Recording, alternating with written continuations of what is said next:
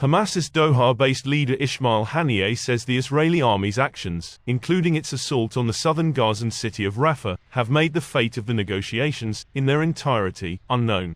The enemy's stagnation, its repeated attempts to undermine the position of the resistance factions, its refusal to deal with the flexible approach adopted by the movement in the past months, its insistence on going ahead with its occupation of the Rafah crossing and expanding the fighting to Rafah and other areas have all made the fate of the negotiations, in their entirety, Ismail Haniyeh, Hamas leader said.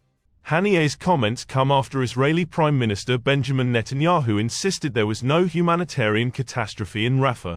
It came as Palestinians commemorated the 76th anniversary of the Nakba, when around 760,000 Palestinians fled or were driven from their homes during the 1948 wartime creation of Israel.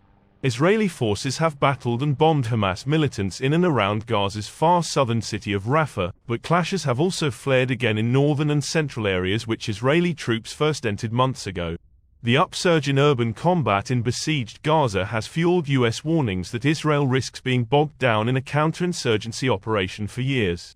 But despite previous threats by U.S. President Joe Biden to withhold some arms deliveries over Netanyahu's insistence on attacking Rafah, his administration informed Congress of a new $1 billion weapons package for Israel, official sources said. The European Union urged Israel to end its military operation in Rafah immediately, warning failure to do so would inevitably put a heavy strain on ties with the bloc. But even as he announced that hundreds of thousands had been evacuated, Netanyahu insisted there was no humanitarian crisis in Rafah.